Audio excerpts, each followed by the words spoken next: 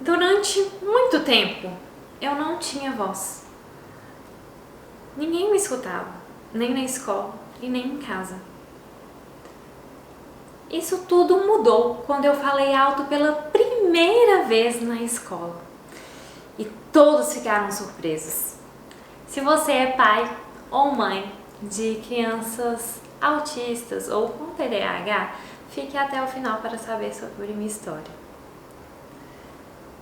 Eu sou Vanessa, psicóloga infanto-juvenil, especialista em terapia cognitivo-comportamental e em autismo pela UFMG. Quando eu tinha 12 anos, eu fui diagnosticada com TDAH e ninguém sabia o que eu tinha. Meus pais não acreditavam em mim. Eles achavam que eu não era capaz de aprender sozinha. Então eles mastigavam o conteúdo para mim. Os colegas não entendiam o que eu tinha também. Eu não falava, né? Não era compreendida. E isso tudo mudou quando eu fui diagnosticada por uma neurologista e comecei a tomar medicação. Eu tomei Ritalina e Venvance. Mas o que me ajudou mesmo não foi a medicação.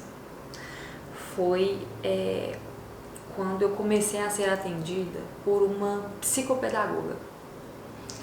Ela compreendeu o jeito diferente do meu cérebro funcionar. Não melhorou só a atenção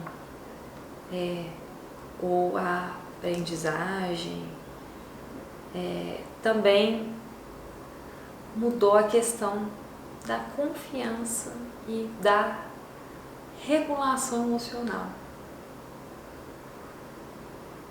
Eu, como psicóloga, eu acredito que os transtornos do neurodesenvolvimento, que é o TDAH, o autismo, tem outros transtornos, né? Mas eu foco mais nesses dois. Os sintomas, a maioria dos sintomas está relacionado com a desregulação emocional. Então, no autismo, você conseguindo identificar o que é resistência à mudança, rigidez cognitiva e sensibilidade sensorial, né? Depois de identificar isso, você pode começar, né, a introduzir as emoções, como identificar as emoções. Então, os principais sintomas do autismo, né, como eu expliquei em outros vídeos, se vocês quiserem podem assistir para entender melhor, né? No autismo, os principais sintomas a dificuldade de interação social, comunicação, né? E interesse restrito, comportamento repetitivo. E também a hipersensibilidade ou hipossensibilidade sensorial, a cheiro, cor, texturas, temperatura, dor. Isso eu também expliquei em um outro vídeo, né? Então, existem níveis de suporte no autismo. Dentro de comunicação e interação social, nós temos o nível de suporte 1, em que a pessoa ela é leve, né? É um pouco mais leve porque ela tem mais autonomia na questão da comunicação e interação social. No nível 2 de suporte, a pessoa ora precisa de um suporte maior na questão da interação e da comunicação? Ora, não. No nível de suporte 3, a criança precisa de mais suporte, é o mais grave, né? Ela precisa de uma pessoa para auxiliar, que ela ainda não tem autonomia, independência. Então, ela precisa de comunicação alternativa aumentativa, que são formas para auxiliar a comunicação em crianças autistas. Existem aplicativos no tablet ou uma pastinha que a criança vai carregar para todos os lugares com as imagens que ela mais usa, né, no dia a dia para ela se comunicar. E aí vai começar primeiro com algumas palavras, né, que são as imagens, para depois ela construir frases. E dentro do outro sintoma, que é interesse restrito e comportamentos repetitivos, nós também temos 3 níveis de suporte. O nível de suporte 1, em que a criança tem uma leve dificuldade a mudanças. No nível 2, ela ora consegue se frustrar menos diante a mudanças, ora não. E no nível 3 de suporte, a criança pode entrar em crise quando tem uma mudança que ela não dá conta e ela se desorganiza.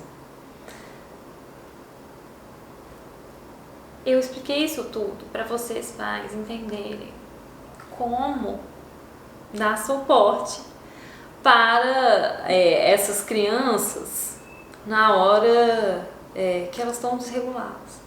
Além de vocês identificarem, né, o que eu falei, né, essas 3 dificuldades maiores, você vai começar a identificar e nomear as emoções com as crianças. Depois que você já identificou em quais situações ela fica desregulada, emocional e sensorial, e os sinais que a criança dá, né? Eu expliquei também no vídeo anterior, quando ela tá com uma sobrecarga emocional. Ela dá sinais de, tipo assim, eu quero sair desse ambiente, né? Se tiver um ambiente muito barulhento.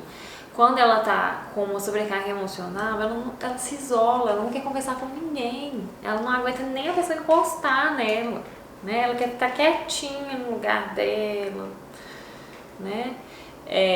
Quando é uma resistência à mudança, né? Aí você vai ver qual que é a dificuldade que sua criança tem de mudança, né? Se é assim, mudar de escola, mudar de casa ou apenas mudar um objeto de lugar, né? Tem crianças que só de mudar o objeto de lugar já percebe e ela pode entrar em crise, né? E a resistência cognitiva, como que é? É quando a criança não aceita fazer alguma coisa. E aí você tem que negociar com ela. É importante negociar com ela uma outra solução para aquilo. Por exemplo, eu também sou psicóloga escolar. E aí tinha uma criança uma vez, né, de 5 anos, um menino. Eu estava fazendo uma atividade de psicomotricidade, e para psicomotricidade de movimento, e para as crianças conseguirem identificar assim, a lateralidade, direita e esquerda, para as crianças seguirem regras. E aí, esse menino já tinha cansado de fazer atividade. Ele não queria mais, era de dançar, né? E ele não queria mais fazer essa atividade. E ele queria sentar no meu colo e que eu sentasse para ele sentar no meu colo. E aí na hora que eu levantei, ele já começou a se desregular, gritar, querer me bater. Aí entra aquele outro sintoma de hétero e autoagressividade. E aí eu usei a técnica da respiração com ele, dele soprar a mãozinha assim, como se estivesse embaçando um vidro, um espelho. E aí ele aceitou negociar comigo. Então, em fazendo essas negociações e também identificando, nomeando as emoções, para você entender, compreender melhor a sua criança, sem gritos, né? Através de conversas, esperando a criança se autorregular, esperando ela, se ela quiser sair daquele lugar, respeite ela, né? Respeitando as limitações da criança. Eu estou aqui para ajudar vocês, pais, a autorregular suas crianças. Então, se você gostou do conteúdo, tem algumas dúvidas, quer compartilhar alguma história que você vive com sua criança, né? Não deixe de comentar, escreva aqui nos comentários, né? Eu vou responder com a maior alegria e empatia. Eu quero ouvir vocês. Então, fiquem à vontade.